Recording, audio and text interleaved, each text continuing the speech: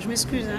Donc, pour répondre aux questions qui ont été posées par rapport à ce projet de loi, il faudrait préciser qu'ici, il s'agit d'un complément de financement qui a été sollicité auprès du FADES pour finaliser donc, les travaux de la cité Rodin 2.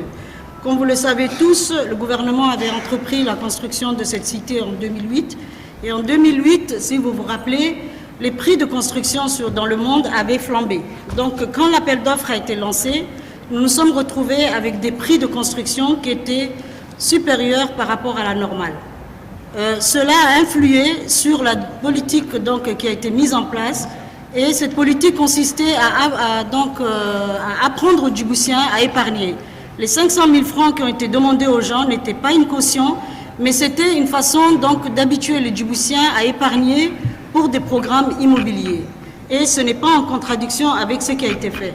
Sur la politique du logement en cours, depuis que le secrétariat d'État au logement a été créé, j'ai eu l'occasion de partager avec vous la nouvelle politique que nous souhaitons mettre en place et surtout donc l'accent qui est mis par le gouvernement sur la réalisation de programmes véritablement sociaux. Nous avons à cet effet présenté donc un texte de loi qui a réformé le rôle des institutions qui désormais sont clarifiées.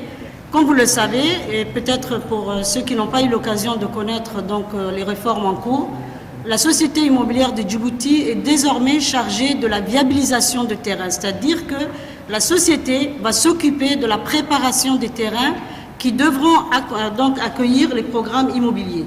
Et de l'autre côté, le Fonds de l'habitat est devenu une institution totalement dédiée donc à la construction de logements sociaux. Et la politique donc, du logement social a été redéfinie à cet effet aussi. Aujourd'hui, le terme de logements sociaux est donc précisé par un arrêté qui a été pris en Conseil des ministres. Et le logement social n'est plus donc usurbé comme avant, où chaque type de logement pouvait être qualifié de logement social. Aujourd'hui, le logement social est celui qui est donc réalisé avec des coûts de construction définis à l'avance et donc des coûts de loyer vente maîtrisés pour une population définie qui est la population qui a un salaire qui est inférieur à 100 000 francs. Donc les Djiboutiens qui prétendent à ce type de logement sont des Djiboutiens qui ont un salaire connu à l'avance. Donc je pense que j'ai pu répondre de manière succincte parce que si on s'étale donc sur toutes les réformes qui sont en cours, je crois qu'on va passer la journée dessus. Mais pour répondre très brièvement à l'honorable député Ezekiel, donc la construction de la cité Rodin 2 a été quelque peu perturbée. Les travaux ont été donc perturbés par cette conjoncture internationale. Sur la question relative au coût de branchement au réseau de l'eau et de l'électricité, cela a été aussi renchéri par la nature du terrain. De toute façon, il faut savoir que quand on fait des programmes immobiliers, on fait supporter aux populations ce qui a été mis dans le programme.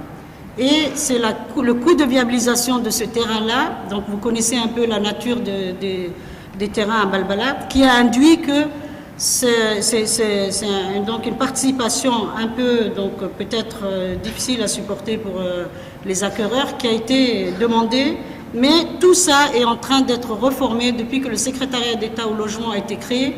Le président a fait du logement un secteur prioritaire et nous sommes en train de travailler pour essayer donc de mettre sur le marché et de permettre aux Djiboutiens d'avoir un logement décent à des prix donc abordables. Par rapport à la question qui a été posée à l'honorable député Hassan, pour qui demandait des explications sur ce prêt complémentaire. Ce prêt complémentaire, l'essentiel des travaux, comme vous avez pu le voir dans le document, ont été donc